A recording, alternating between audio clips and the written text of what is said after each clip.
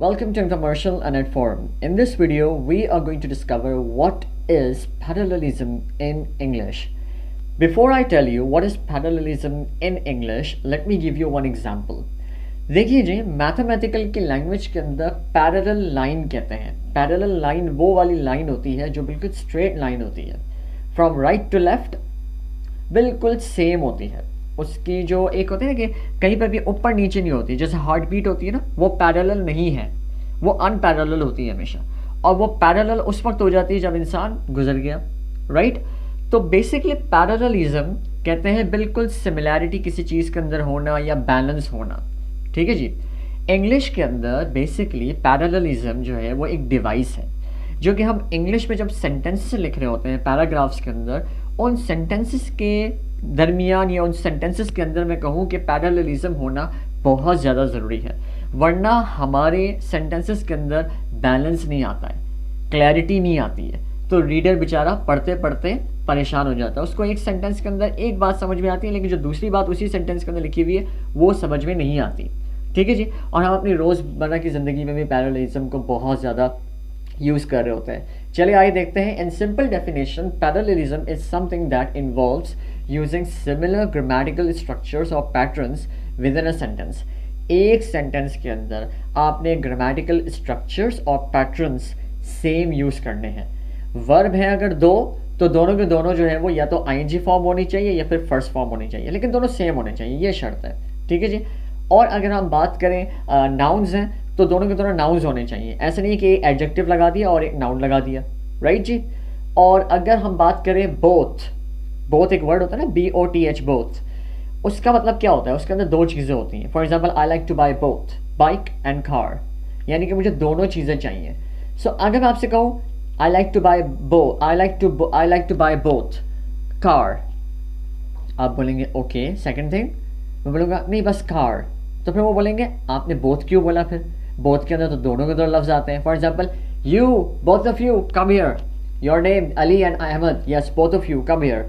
तो अली एंड अहमद के लिए मैंने बोथ यूज़ किया ना, तो इसका मतलब ये हुआ कि मैंने अपने सेंटेंस के अंदर पैरेललिज्म यूज़ किया है. बोथ लगा के फिर मैंने दोनों लड़कों का नाम या तो फिर जो दोनों नाउन्स हैं उनका नाम लिया. इन सिंपल वर्ड्स, जो पर्पस है पैरेललिज्म का इंग्लिश के अंदर वो होता है it adds balance, clarity and rhythm to your writing. ठीक है जी. अगर अभी भी आपको चीज़ समझ में नहीं आई है तो let's have a look on examples. Number 1, क्या ये सेंटेंस सही है? पढ़िए आप लोग. I enjoy hiking, swimming and to cycle. क्या ये वर्ड या सेंटेंस आपको सही लग रहा है? क्या ये इसके अंदर बैलेंस है? मतलब तो समझ में आ रहा है, लेकिन बैलेंस नहीं है, जो कि बैलेंस का होना ज़रूरी है, जो कि पैरेललिज्म को यूज़ करते हुए आएगा. तो पैरेललिज्म का रूल कहता है अगर आप जेरेंड्स यूज़ कर रहे हैं अपने सेंटेंस के अंदर, दो या दो से ज़्यादा, तो आप सब के सब फिर जेरेंड्स ही यूज़ करेंगे, आपने इन्फिनेटिव नहीं यूज़ करने. तो यहाँ पर क्या आएगा? आई enjoy hiking, swimming and cycling. अब जाके सारी की सारी चीज़ें देखिए कितनी खूबसूरत लग रही हैं और सब के सब जेरेंड ही यूज़ हुए हुए हैं, राइट. आईएनजी फॉर्म ही यूज़ हुई है. इन शॉर्ट अगर मैं आपको बताऊँ तो नंबर 2 सेंटेंस, ये थोड़ा सा बड़ा है लेकिन है बड़ा आसान और आराम से इसके अंदर गलती को आप पकड़ सकते हैं. Not only did he complete the project on time. अब देखिए डिड यूज़ हुआ है पहले वाले पार्ट के अंदर, सेंटेंस के पहले पार्ट के अंदर डिड यूज़ हुआ है, यानी कि सेकेंड फॉर्म यूज़ हुई है. अब आप आगे देखिए, but he also exceeding the clients expectations. इसमें गलती मुझे कोई बता सकता है कि इस पर क्या गलती है? एग्जैक्टली भाई, पहले वाले सेंटेंस के पार्ट के अंदर जब डिड यूज़ हुआ है यानी कि सेकंड फॉर्म, तो दूसरा वाला भी तो फिर सेकंड फॉर्म ही यूज़ होना चाहिए ना वर्ब का. ये तो फिर आपने रूल को तोड़ दिया. तो अब जाके रूल बना है सही तरीके से. Not only did he complete the project on time but he also exceeded the clients expectations. तो ऊपर भी डिड आया और नीचे जो है वो सेकंड फॉर्म यूज़ हुई, यानी कि दोनों के दोनों सेंटेंस के पार्ट्स के अंदर सेकंड फॉर्म यूज़ हुई है. अब जाके ये पैरेलल स्ट्रक्चर पे आया है, तो green one is the right one. Okay जी. Now there are 4 types of parallel structures. Number 1, coordinating conjunctions. ये तो इंतहाई आसान है, आपने पढ़े भी होंगे. कोऑर्डिनेटिंग कंजंक्शंस, फैन बॉयज जिसको हम कहते हैं, for, and, nor, neither, but, और, येट, सो, ये वाले जो है. एग्जाम्पल देख लेते हैं, एग्जाम्पल से ज़्यादा अच्छे तरीके से आपको समझ में आएगा. करेक्ट है he enjoys reading books, watching movies and playing video games. अब आप ये देखिए यहाँ पे रीडिंग, वॉचिंग, प्लेइंग तीनों की तीनों जेरेंड ही यूज़ हुई, यानी कि आईएनजी फॉर्म्स यूज़ हुई हैं। लेकिन ये गलत होता अगर मैं इस तरीके से लिखता, he enjoys reading books, watching movies and to play video games. Last में आके सर आपने पैरेलल नहीं रखा, बैलेंस नहीं किया सर आपने लास्ट में आके इन्फिनेटिव लगा दिया, वो वर्ड भी पूरी की पूरी चेंज हो गई। जब आप पहले आईएनजी फॉर्म लेकर आ रहे थे तो तीसरे वाले में भी आप आईएनजी फॉर्म रखते भाई, ताकि एक बैलेंस हो जाए, right. That is called coordinating conjunctions के पैरेलल स्ट्रक्चर, क्योंकि इसके अंदर एंड यूज हुआ है। यहाँ पे बट भी यूज हो सकता है, और भी, येट भी, सो भी, इस तरह के भी आते हैं। आपने ये ख्याल रखना होता है कि उनके बाद एंड, फॉर, बट, येट, सो, और, नाइदर, नॉर के बाद जो वर्ब यूज हो रहा है वो वही वाला यूज होना चाहिए जो पहले से यूज होता हुआ आ रहा है। ठीक है जी। Now number 2, correlative conjunctions. ये इंतहाई आसान है। देखिए अंग्रेज़ों ने पैरेललिज्म के अंदर 3 चीज़ें बनाई हैं, कोरिलेटिव कंजंक्शन के अंदर 3 चीज़ें बनाई हैं, जो कि दोनों की दोनों ना आपस में रिलेटिव हैं। रिलेटिव होते हैं ना, मतलब रिश्तेदार, वो वाली चीज़ें। तो बहन भाई आप ये समझ लीजिए। एग्जाम्पल देख लेते हैं। Either you need to study harder or you will fail the exam. अच्छा ठीक है भाई, समझ में आ रहा है। या तो तुम भाई मेहनत कर लो या तो तुम फेल हो जाओगे। हम ये कहते हैं ना अक्सर बशतर, either you need to study harder or you will fail the exam. लेकिन अगर इनकरेक्ट में बात करूं तो मैं कहूँगा either you need to study harder or failing the exam will be the consequence. एक तो पहली बात है सर आपको लंबी करने की, यहाँ पे क्या ज़रूरत है इतनी बड़ी, राइट। देखिए तो सेम होना चाहिए, either you need to study harder or you will fail the exam, simple is that. Okay जी। अब मैं वो जो 3 बहन भाइयों की मैं बात कर रहा हूँ वो ज़रा देख लेते हैं। नंबर 1, ईदर और, ये दोनों के दोनों बहन भाई हैं। हर सेंटेंस के अंदर जहाँ पर ईदर आएगा वहाँ पर नॉर भी आएगा, वहाँ पे और आएगा, सॉरी, ईदर जहाँ पर आएगा वहाँ पे और लाजमी आएगा। Have a look on sentence, you can either join the team और फोकस ऑन योर स्टडी। हम अक्सर तो चॉइस देते हैं ना भाई, या तो तुम हमारे साथ चल लो या तो तुम अपना पढ़ लो, अब मर्जी तुम्हारी है। ठीक है, तो either you come with us और यू कैन स्टडी योरसेल्फ। ठीक है, तो ईदर जहाँ पर आएगा वहाँ पे और लाजमी आएगा, और अगर ईदर के बाद जॉइन यानी कि फर्स्ट फॉर्म लगी हुई है देख लें आप, और फोकस यानी कि और के बाद जो फॉर्म होगी वो भी फर्स्ट फॉर्म ही होनी चाहिए। समझ आया? इनकरेक्ट होता अगर मैं ये कहता you can either join the team or to focus on your studies. अब आप ये देखिए 2 एक्स्ट्रा आ गया यहाँ पे, और बड़ा गलत है क्योंकि आपने पहले बेयर इन्फिनेटिव लगाया है, 2 नहीं लगाया, पहले सिर्फ फर्स्ट फॉर्म लगाई है। अब आपने 2 भी लगा दिया, तो दैट्स एब्सोल्युटली रॉन्ग। फिर आपको ये करना चाहिए था you can either to join the team or to focus on your studies, लेकिन वो गलत हो जाता, वो तो सेंटेंस ही गलत है, राइट। फिर दूसरे बहन भाई हैं बोथ एंड, जहाँ पे बोथ आएगा वहाँ पर आगे 2 नाम भी आएंगे, जैसे कि मैंने आपको कहा Ali Ahmed, both of you come here, right. तो अली एंड अहमद, तो जहाँ पे बोथ आएगा वहाँ पे जो 2 नाम आएंगे उसके बीच में एंड आएगा। मतलब हम कहते हैं ना मुझे दोनों चाहिए, मुझे आइसक्रीम भी खानी है और वो जो वहाँ पे केक पड़ा हुआ ना वो भी खाना है, तो that's called both, right. Correct sentences, the conference was attended by both researchers and industry professionals, यानी कि इंडस्ट्री के प्रोफेशनल्स ने भी कॉन्फ्रेंस अटेंड की और रिसर्चर्स ने भी कॉन्फ्रेंस अटेंड की, बोथ, इसीलिए मैंने बोथ लगाया। और फिर उसके आगे आप देखिए एंड भी आया भाई, तो दोनों बहन भाई एक सेंटेंस के अंदर आ गए ना। लेकिन इनकरेक्ट होता अगर मैं ये कहता the conference was attended by both researchers and industry professionals and students. फिर आप कहते हैं सर आपने तो बोथ कहा था ना, और बोथ के अंदर तो हमेशा 2 ही चीज़ें होती हैं, आपने तो 3 चीज़ें आगे बता दी, स्टूडेंट्स भी आपने ऐड कर दिए, तो दैट्स रॉन्ग, राइट। लास्ट वाला है नाइदर नॉर। हम अक्सर पूछते कहते हैं ना तो मैं भिंडी खाऊंगा और ना मैं दाल चावल खाऊंगा, ये बात आप मेरी लिख कर ले लीजिए please, right. That's called neither I will eat ओकरा नॉर पल्स, राइट। तो जहाँ पे नाइदर आएगा वहाँ पे नॉर भी आएगा। ओके जी, दोनों बहन भाई हैं। Correct is the project is neither complete nor ready for presentation. That's the correct sentence. Okay जी। Then incorrect होता अगर मैं ये कहता the project is neither complete nor it's ready for presentation। तो nor के बाद तो आपने सिंपल जो है ना वो एक adjective या फिर noun वगैरह लगाना है ना, that's it। तो आपने फिर जो है ना वो दोबारा से सब्जेक्ट क्यों स्टार्ट कर दिया, एक नया सेंटेंस आपने स्टार्ट कर दिया, that's wrong of course. Okay जी, तो ये थे कोरिलेटिव कंजंक्शंस के 3 बहन भाई। ओके जी, जो हमेशा साथ आते हैं। पैरेललिज्म विद लिस्ट, अब ये थर्ड है। लिस्ट क्या होती है? हम अक्सर कहते हैं ना भाई हमें मुझे ये भी चाहिए, मुझे ये भी चाहिए, मुझे ये भी चाहिए, या हम अक्सर रेसिपी बता रहे होते हैं ना, तो हम कहते हैं यार पहले ना तुम एक काम करना, पानी डालना, फिर इसके बाद तुम्हें ये भी करना होगा, फिर तुम्हें वो करना होगा, फिर तुम्हें वो करना होगा।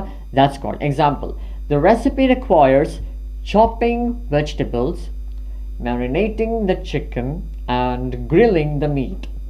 अब आप में से मुझे कौन बताएगा कि यहाँ पे पैरेलल स्ट्रक्चर यूज हुआ है और ये करेक्ट है? Please prove it.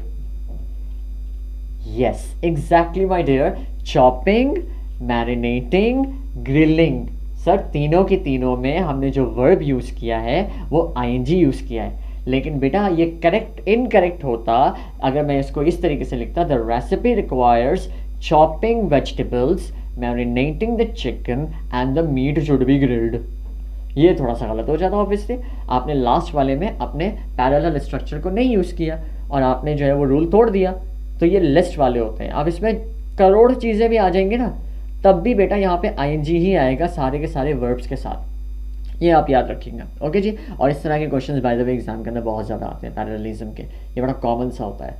Fourth is comparison. जब आप कंपैरिजन करते हैं ना दो चीज़ों के दरमियान, जैसे कि फॉर एग्जांपल ये तो बिल्कुल वैसा है, अच्छा ये तो बिल्कुल वैसा, जैसे शेर भी अक्सर बेशतर जो अपने शायर जो है वो शेर के अंदर महबूब को पैरेललिज्म यानी कि कंपैरिजन करता है कि बिल्कुल गुलाब जैसी है या जैसा है, ठीक है, तो दैट्स कॉल्ड कंपैरिजन। ओके जी, so she is as talented as she is ambitious।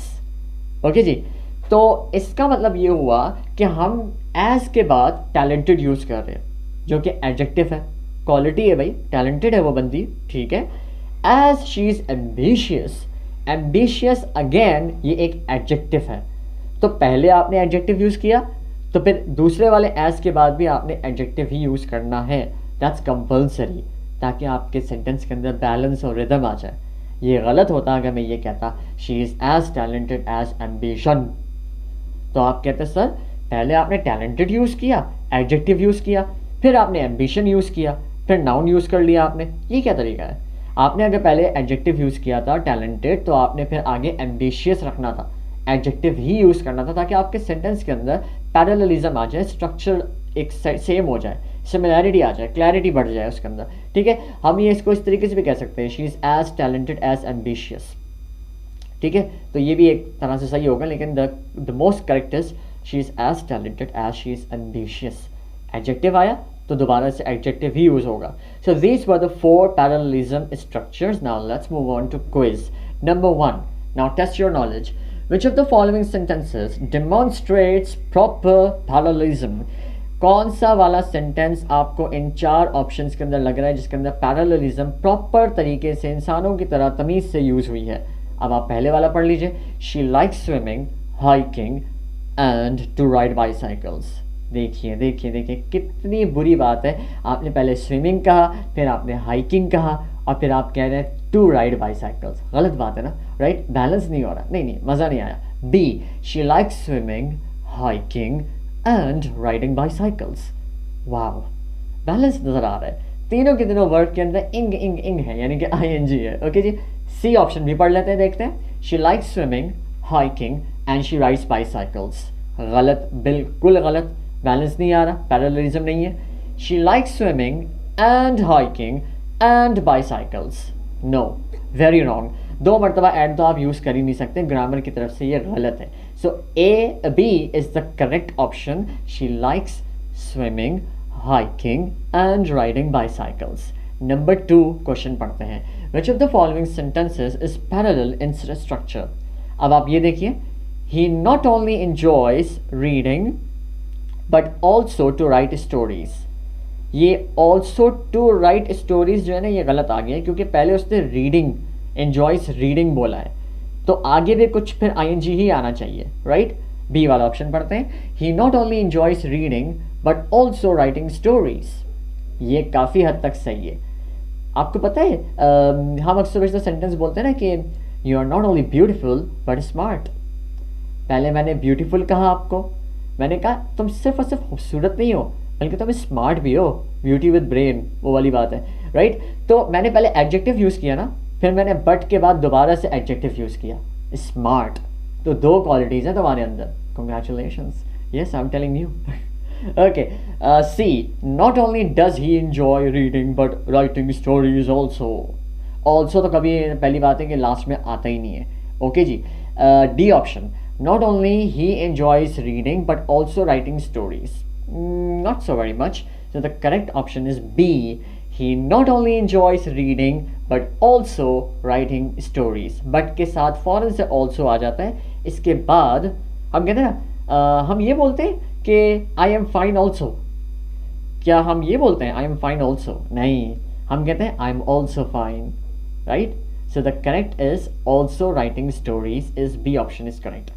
इसके बाद फिर ये वाला देख लेते हैं, select the sentence with correct parallel structure. किसमें सही पैरेलल स्ट्रक्चर इस्तेमाल हुआ है? Running is good for your health, to meditate is beneficial too. ठीक है, ये थोड़ा बहुत मुझे सही लग रहा है, लेकिन आगे भी देख लेते हैं। Running is good for your health and meditation is beneficial too, I think is quite right. Running is good for your health, C option पढ़ रहा हूँ, running is good for your health, also meditation, ये तो अधूरा सा लग रहा है मुझे, ये तो बिल्कुल ही बेकार है। For your health, running is good and meditation, no, good is adjective, फिर इसके बाद आपने जो है वो मेडिटेशन यूज़ कर लिया, तो मेडिटेशन तो नाउन हुआ और गुड जो है वो एडजेक्टिव है, तो ये तो फिर कुछ जुमला बन नहीं रहा। So over here again my students the correct option is B, running is good for your health and meditation is beneficial too. पहले देखिए डी ऑप्शन भी सही हो सकता था, लेकिन वहां पे आपने एडजेक्टिव नहीं लगाया, आपने नाउन पर ही अपनी बात खत्म कर दी। अब आप ये देखिए ना, वो छोटा सा सेंटेंस है, आपने उसमें बेनिफिशियल नहीं लगाया, तो पहले आपने गुड बोला, फिर इसके बाद आपको बेनिफिशियल लगाना ज़रूरी था। और पहला वाला ऑप्शन क्यों नहीं सही है? क्योंकि उसमें आपने मेडिटेट से पहले जो है वो कोई फैन वॉइस नहीं लगाया, यानी कि एंड नहीं लगाया, और वहाँ पे टू भी लगा दिया आपने अपनी मर्जी से, बहुत ज़्यादा गलत बात है। So the B option is quite right, क्योंकि उसमें एडजेक्टिव यूज़ हुआ है गुड, और फिर इसके बाद आपने बेनिफिशियल भी यूज़ किया है, वो भी एडजेक्टिव ही है, और एंड के बाद आपने टू नहीं किया बल्कि सिर्फ मेडिटेशन लिखा है। ओके जी, यहाँ पर ये भी हो सकता है running is good for your health and meditating is beneficial too, यानी कि आप ये भी कह सकते हैं। ओके जी, so then we have this one quiz, choose the correct example of parallel structure with correlative conjunctions. भाई बहन आ गए, रिलेटिव से याद रखिएगा, ठीक है, ईदर और, बोथ एंड, नाइदर नॉर, ये याद रखिएगा। Neither she likes coffee nor T, थोड़ा बहुत सही लग रहा है मुझे, बी ऑप्शन भी पढ़ लेते हैं। ईदर फिनिश योर होमवर्क और यू कैन गो आउट, नहीं मुझे कुछ समझ में नहीं आ रहा ये वाला, ईदर फिनिश योर होमवर्क और गो आउट, वो होता तो सही होता, लेकिन ये यू कैन जो है ना वो आपने गलत लगा दिया, यहाँ पे सब्जेक्ट नहीं होना चाहिए दोबारा से सेंटेंस के अंदर। Both the students and the teacher were satisfied with the results, ये काफ़ी हद तक मुझे सही लग रहा है, क्योंकि यहाँ पे बोथ यूज़ किया गया है। The students and the teacher were satisfied with the results, it's very true, but D भी पढ़ लेते हैं। Neither he is motivated not disciplined, देखिए नाइदर जो है ना वो अक्सर बेशतर कुछ सेंटेंसेस के अंदर शुरू में नहीं आता, आपको बीच में लगाना पड़ता है, तो आपको बोलना चाहिए he is neither motivated not disciplined, तो तब जाके वो सही होता। Over here, C option is right. I believe yes, it is right, absolutely right. Both the students and the teacher was satisfied with the results.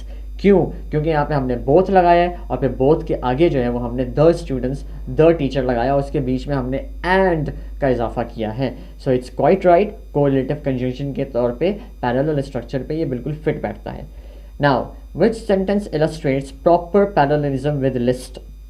हाँ, हमने listing के लिए पढ़ा था ना, वो रेसिपी वाला जो था, अब वो उसका टेस्ट हो रहा है।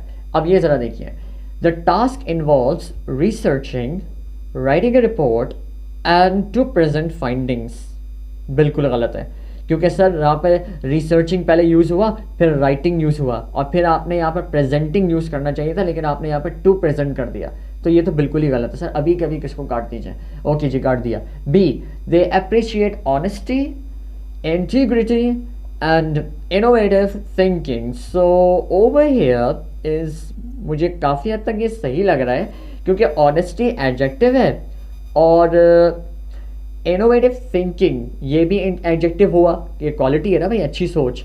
इंटीग्रिटी भी, ये भी एडजेक्टिव है। ये मुझे काफ़ी हद तक सही लग रहा है, लेकिन सी ऑप्शन को भी मैं पढ़ना चाहूँगा। We need to plan the event, organising volunteers and the promotion. नहीं नहीं नहीं, बिल्कुल गलत है। आपको बोलना चाहिए था we need to plan the event, organise volunteers and promote, that's it. क्योंकि एक मरतबा पहले टू लग जाता है, फिर बाद में टू नहीं आता, बल्कि फर्स्ट फॉर्म आती रहती है, दैट्स इट। तो सी तो ये गलत हो गया, ये रूल ब्रेक कर रहा है भाई। D option, his hobbies include reading, swimming and coding. तो ये मुझे थोड़ा सा सही लग रहा है, बट लिस्टिंग के ऊपर तो ये नहीं आता, ये तो लिस्टिंग के ऊपर नहीं आ सकता। So over here I believe, अगर लिस्टिंग की मैं बात करूँ तो B option is quite right. They appreciate honesty, integrity and innovative thinking. तो डी वाला ऑप्शन भी वैसे सही हो सकता है, लेकिन वो लिस्ट वाला रूल नहीं है। अगर आप पहले भी देखिए, जो हमने लिस्ट पढ़ा था उसके अंदर जो है वो चीज़ें आती हैं, तो ये तो पहला वाला रूल था राइट, तो ये लिस्टिंग नहीं है। So that was okay. This one, which sentence demonstrates proper parallelism with comparisons? इसमें कंपैरिजन किया जा रहा है। अब आपसे कंपैरिजन के बारे में पूछा जा रहा है। The project is as challenging as time consuming, यानी कि चैलेंजिंग पहले एक एडजेक्टिव लगाया आपने, फिर इसके बाद आपने एज के बाद दोबारा से एक एडजेक्टिव लगाया, टाइम कंज्यूमिंग। क्वालिटी है ना भाई किसी चीज़ की, ये मुश्किल है लेकिन लेंदी भी है राइट, इसका ये मतलब है। मुझे ए थोड़ा बहुत सही लग रहा है अगर कंपैरिजन की बात की जाए तो, क्योंकि कंपैरिजन के अंदर एज आता है, ये याद रखिएगा। B option, the more you practise the improvement will be noticeable. बिल्कुल गलत है, बहुत ही ज़्यादा, क्योंकि इसके अंदर एज आया ही नहीं है। She is both intelligent and as hard working. तो आपने पहले एज लगाना था ना, आपने बोथ लगा के और यहाँ पर ये तो गड़बड़ कर दी। कंपैरिजन के अंदर तो दो एज आते हैं, she is as intelligent as hard working, तब जाके वो सही होता है। आपने बोथ क्यों लगाया यहाँ पे? बोथ तो हमारा कोरिलेटिव है। D option, he is not only a good athlete but also a great sportsman. यहाँ पे भी ये पैरेललिज्म विद कंपैरिजन नहीं है, ये तो कोऑर्डिनेटिंग कंजंक्शन वाला है ना। तो डी वैसे सही है, लेकिन वो कंपैरिजन के अंदर नहीं आ रहा, कंपैरिजन के अंदर एज आता है। तो पहला वाला बिल्कुल ठीक है, the project is as challenging as time consuming.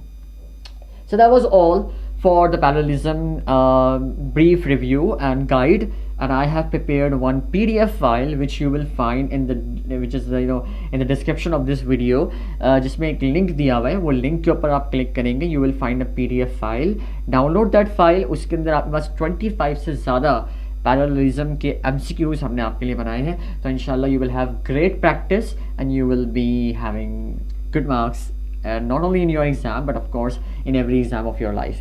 So use these kind of parallelism in your daily life as well. So thank you so much for watching. If you have any question, you can ask me in the comments below. Otherwise, subscribe to this channel. Thank you.